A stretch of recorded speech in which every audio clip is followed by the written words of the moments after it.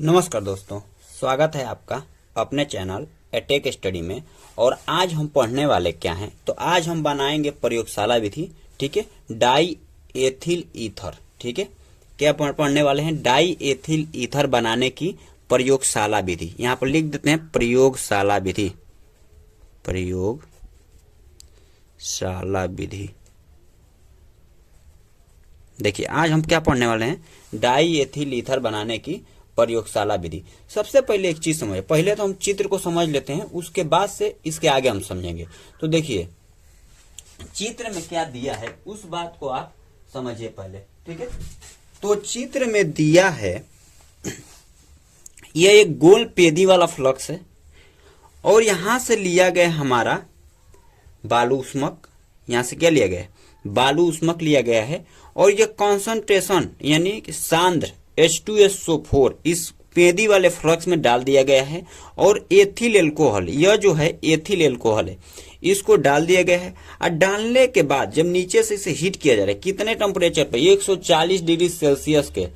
ठीक है, यह उपस्थिति है, H2SO4 की उपस्थिति है, उसमें रखा गया है। और कितने 140 डिग्री सी पर इसको जब गर्म किया जा रहा है तो इसमें से वाष्प बनकर क्या हो जा रहा है कि जो हमारा इसमें से डाई एथिल ईथर जो है वो निकलकर इस पेंदी वाले फ्लक्स में यानी इस पी कोष में, इस कोष में आकर इकट्ठा हो रहा है। बाहर से जल को रखा गया है कि जो आएगा गर्म होता हुआ आएगा, इसलिए यहाँ पर क्या रहेगा, वो ठंडा रहेगा। ठीक है, कहीं कि डाई एथिल ईथर को ठंडे पदार्थों में ही रखा जाता है, इसलिए इसको ठंडा जल रखा गया, या तो बर्फ यहाँ पर लिख सकते हैं। क्या लिख सकते हैं?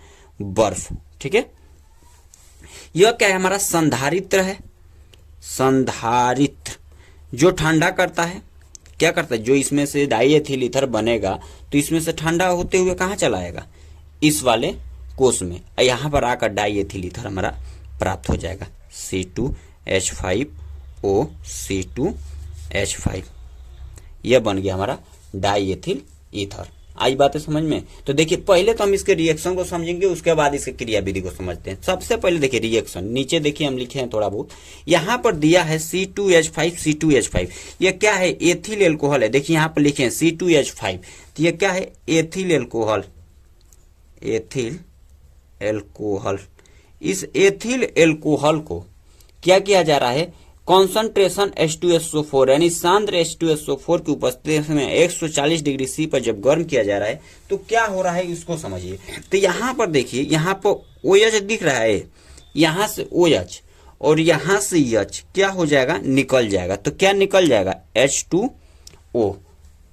बचा क्या है हमारे पास? C2H5O बचा है, C2H5O। और उसके बाद से क्या है? C2H5। यही जो है हमारा डाई एथिल ईथर है। यही क्या है? Die ethyl ether. तो बातें आपको समझ गई, रिएक्शन तो आप समझ गए। अब इसकी जो इस चित्र में जो चीजें हम व्यवस्थित किए हैं उसके बारे में यहाँ पर लिख देते हैं। ठीक है, क्रिया विधि को हम लिख देते हैं कि कैसे बना है। पहले तो इसके कुछ बातों को लिख देते हैं। यह स्टैंड, यह है स्टैंड। ठीक है, यह है फ्लक्स, और यह क्या है? बर्नर। इसे क्या कहते हैं? बर्नर कहते हैं। यहाँ पर कोष लिखे हैं, यह संधारित्र है, ये है। ठीक, तो ये सारी चीजें आपको हमने इस चीजों में लिख दिया। अब हम क्या करेंगे? अब हम समझेंगे इसको, मतलब क्रिया विधि को, कि ये कैसे काम करता है। तो सबसे पहले सर्वप्रथम गोल पेंदी वाले फ्लक्स में क्या लिखेंगे? सर्वप्रथम यहां से लिखेंगे क्रिया विधि। क्रिया विधि में हम लिखेंगे कि सर्वप्रथम एक गोल पेंदी वाले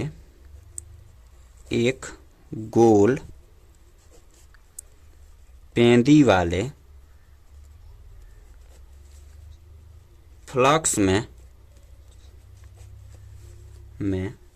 क्या किया गया? ये गोल पेंदी वाले फ्लक्स देख रहे हैं, गोल पेंदी वाले फ्लक्स में C2H5OH को यानी एथिल एल्कोहल को व कॉन्सेंट्रेशन H2SO4 की को लिख देते हैं, दो संबंध है एक अनुपात में लेकर, पात में लेकर क्या किया जा रहा है, बालू उष्मक पर, बालू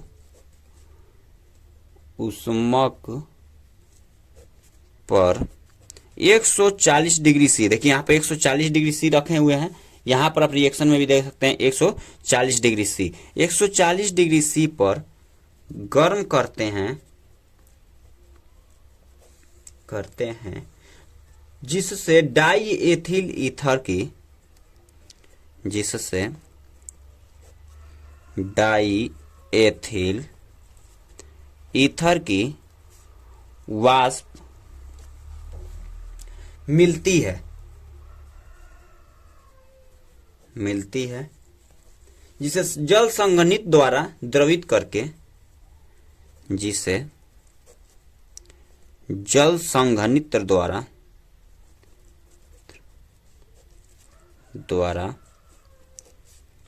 द्रवित करके बर्फ व जल से ठंडे किए गए ग्राहक पात्र में, बर्फ व जल से ठंडे किए गए ग्राहक पात्र में एकत्र कर लिया जाता है, एकत्र कर लेते हैं। क्या करते हैं, ग्राहक पात्र में एकत्र कर लेते हैं। सर्वप्रथम एक गोल पेंदी वाले फ्लक्स में हमने क्या किया, एथिल अल्कोहल को कॉन्सेंट्रेशन 2 संबंध 1 के अनुपात में लेकर बालू उष्मक पर 140 डिग्री सी पर गर्म करते हैं, जिससे डाई एथिल ईथर की वाष्प मिलती है, जिससे जल संघनित द्वारा द्रवित करके बर्फ व जल से ठंडे किए गए ग्राहक पात्र में एकत्र कर लेते हैं। जहां पर यहाँ पर देखिए, यहाँ से गर्म किया जा रहा है, यहाँ पर तो यहाँ से वाष्प बनकर जा रही है, तो संघनित में क्या कर लिया जा रहा है, द्रवित कर लिया जा रहा है, द्रवित करके इसे क्या पात्र कोष में क्या कर लिया जा रहा है, एकत्र कर लिया जा रहा है। यहाँ बोले कि बर्फ या जल इससे क्या होता रहेगा, ठंडा होता रहेगा।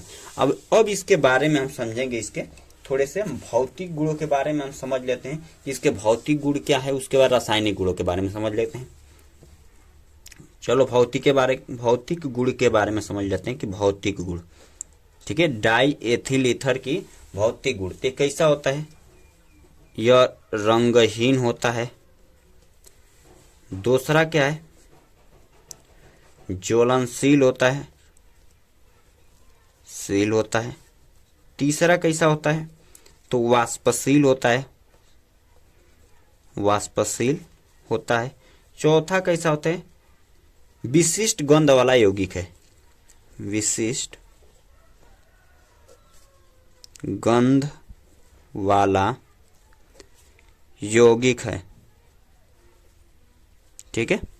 इतनी बातें समझ में आ गई कि ये क्या है, रंगहीन है, ज्वलनशील है, वाष्पशील है और विशिष्ट गंध वाला यौगिक है। क्लियर।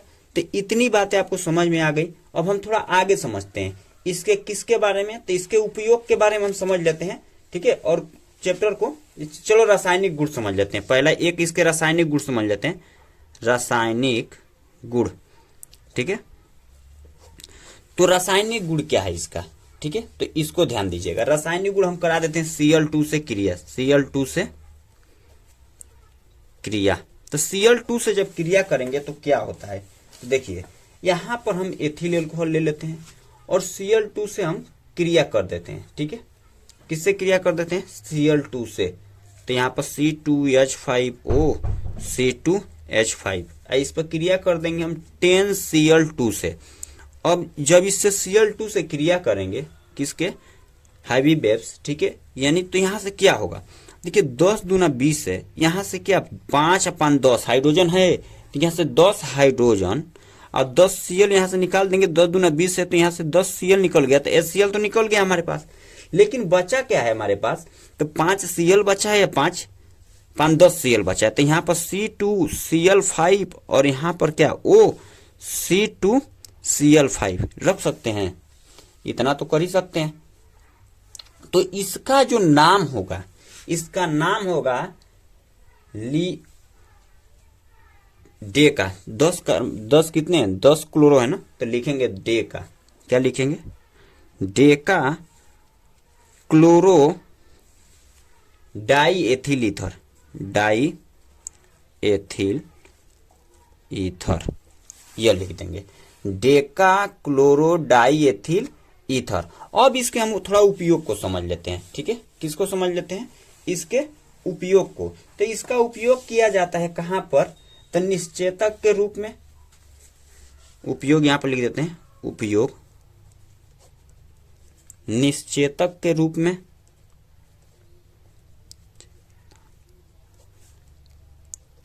में, अभिकर्मक के रूप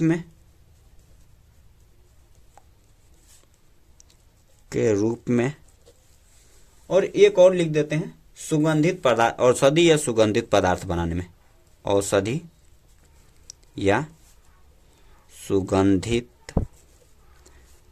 पदार्थ बनाने में। क्लियर। तो यह था हमारा क्या, डाई इथल ईथर बनाने की प्रयोगशाला विधि। और ये पेपर की दृष्टि से बहुत महत्वपूर्ण है, बहुत महत्वपूर्ण। ये बोर्ड एग्जाम में पूछा जा सकता है, इसलिए आप इसको प्रैक्टिस कर लीजिएगा। इसका स्क्रीनशॉट ले लीजिए स्क्रीनशॉट। चलिए, एक हो गया स्क्रीनशॉट, दूसरा स्क्रीनशॉट लीजिए इसका क्रिया विधि का और रिएक्शन का भी, और इसके भौतिक गुण, उपयोग और रासायनिक गुणों का भी आप एक बार स्क्रीनशॉट ले लीजिए। तो चलिए, आज के लिए बस इतना ही रखते हैं, और कल मिलेंगे इसी के साथ एक नए वीडियो में। आप वीडियो को पहली बार देख रहे हैं तो वीडियो को लाइक कीजिए और अपने दोस्तों तक शेयर करिए कि वो बोर्ड एग्जाम में अच्छा से अच्छा नंबर क्या कर सके, स्कोर कर सके। तो चलिए, धन्यवाद।